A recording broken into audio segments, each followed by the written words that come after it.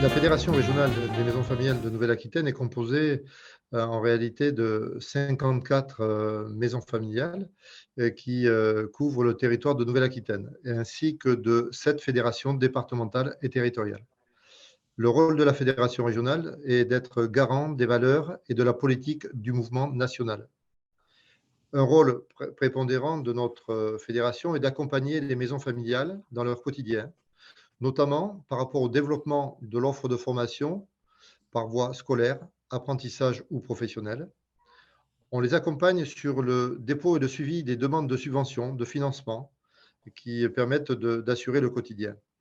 D'autre part, le développement des compétences des salariés du réseau des maisons familiales est un point prépondérant pour permettre à chacun de pouvoir œuvrer au quotidien auprès des différents publics en formation. Dans le cadre de l'appel à projet région, sur 6 thèmes, nous avons accompagné les maisons sur l'implantation dans leur territoire, sur l'offre de formation, sur la RH, sur la maturité numérique, l'équipement et la concurrence qui existent au sein des centres de formation.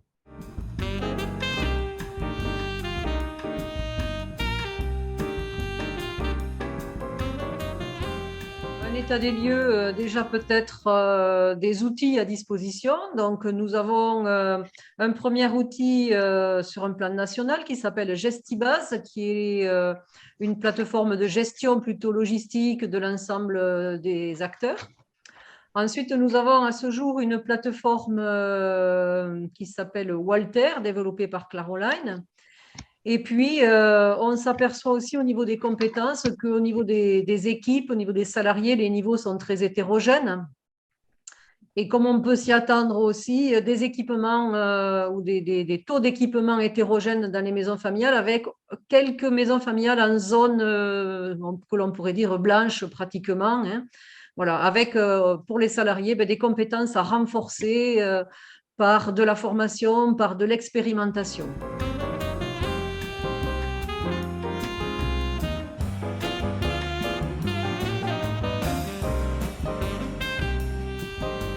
Bon, il se trouve que durant la période Covid, effectivement, comme les choses se sont accélérées et qu'il a fallu prendre un petit peu les choses en cours de route, hein, je dirais que nos organismes de formation au niveau des maisons familiales ont fait, on va dire, un petit peu une période de bricolage en essayant de s'adapter, puis en diversifiant peut-être les outils qui étaient mis à leur disposition. Hein. Donc, ils sont partis un petit peu sur 3 types on va dire, principalement de plateformes ou autres qui existaient. Donc, tout d'abord, un LMS institutionnel qui est une plateforme collaborative qui s'appelle Walter, pour laquelle le Centre national pédagogique et de ressources dont nous dépendons a mis en place un kit MFR à la maison, hein, c'est-à-dire une plateforme institutionnelle sur laquelle on pouvait retrouver des outils de la pédagogie de l'alternance à visée intégrative, notamment qu'on pouvait s'approprier avec, par exemple, comment on fait vivre des temps d'accueil et de bilan chez les jeunes, comment on peut faire vivre une démarche thématique, une mise en commun, comment on arrive à valoriser des périodes qui ont lieu en milieu socio-professionnel ou pas, hein, puisque à l'époque, les jeunes ne pouvaient pas aller en stage.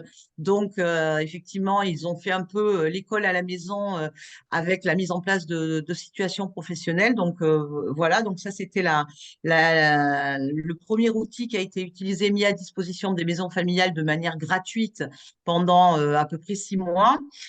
D'autres maisons familiales ont utilisé donc un outil interne qui est leur CRM qui s'appelle Gestibase avec le IMFR e-Solutions pour laquelle effectivement les moniteurs et les monitrices de maisons familiales ont principalement utilisé l'IENT sur lesquels ils déposaient donc des documents en ligne principalement ou alors ils proposaient des visios un petit peu à partir de différents outils, mais des visios qui n'étaient pas forcément très productives, hein, puisque bon, les jeunes n'étaient pas forcément présents, il y avait des jeunes qui n'avaient pas de connexion Internet, etc. Donc, ça a été un petit peu compliqué, puisque la formation à distance, on s'est bien rendu compte qu'elle ne s'improvisait pas. Voilà, puis d'autres maisons qui ont utilisé par exemple Google Classroom, hein, pour créer des outils et déposer aussi des séquences pédagogiques sur ces outils-là.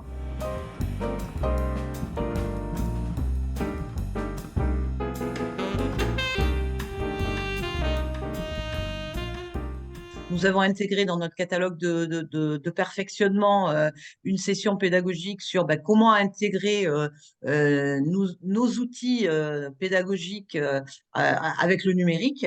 Donc ça, effectivement, ça a été une des actions qu'on a proposées auprès des salariés pour les sensibiliser un petit peu au changement de pratique et surtout pour être en mesure de proposer dans chaque MFR des méthodes pédagogiques, on va dire, nouvelles et puis qui pouvaient être un petit peu innovantes. Mais effectivement, on se rend bien compte que on ne maîtrise pas forcément qu'est-ce que c'est que la scénarisation pédagogique à distance, comment effectivement, qu'est-ce que c'est que le synchrone, l'asynchrone, comment on fait du lien entre le présentiel, le distanciel et l'expérientiel aussi, puisque nous, la singularité de la pédagogie MFR, c'est effectivement de faire vivre la pédagogie aussi en milieu socio-professionnel. Et également, notre question et notre questionnement aujourd'hui qui est en lien avec le diagnostic stratégique, c'est comment on arrive à individualiser les parcours de formation à l'heure où on parle de modularisation des parcours et puis aussi de mixité des statuts, notamment entre ce qui se fait entre les jeunes en formation initiale et les jeunes qui sont en formation par apprentissage ou en formation professionnelle.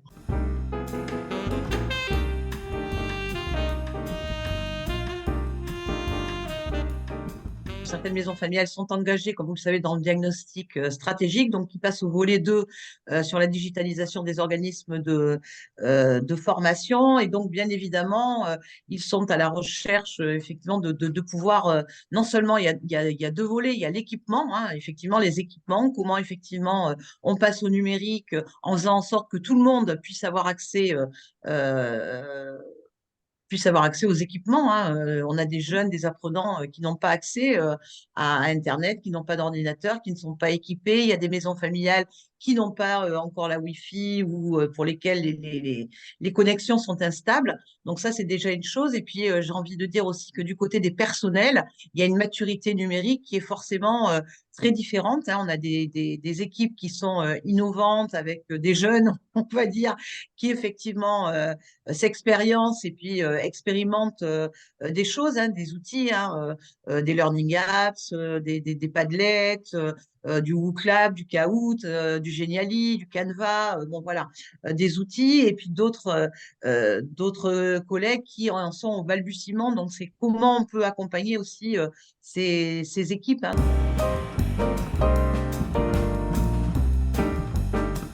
On émarge à l'heure actuelle sur un accompagnement du Conseil régional à la transformation pédagogique et numérique, financement pour ce qui est de la formation de notre OPCO, et puis après, ça va être fonds propres, hein. Par contre, effectivement, on va être obligé d'aller chercher de la compétence externe. On a, nous, des salariés formés dans le réseau, dans notre équipe, mais on va faire appel à des consultants externes pour faire monter en compétence notre équipe également.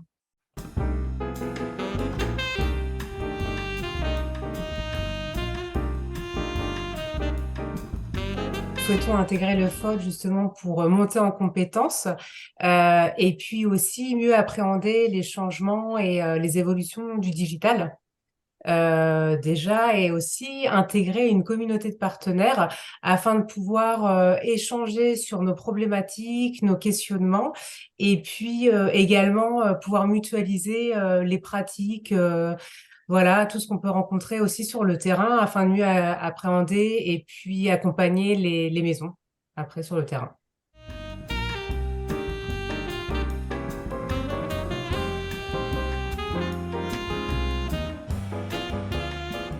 Ce que je souhaiterais dire, c'est qu'effectivement, les maisons familiales de Nouvelle-Aquitaine ont pris le virage du numérique dans les parcours de formation. Les équipes ont compris l'intérêt de se concerter et de concentrer leurs actions et de mutualiser leurs outils pédagogiques. les moyens de partage aujourd'hui, tels que les LMS, sont opérationnels dans toutes les régions et dans toutes nos maisons, hein, au sein de la région Nouvelle-Aquitaine.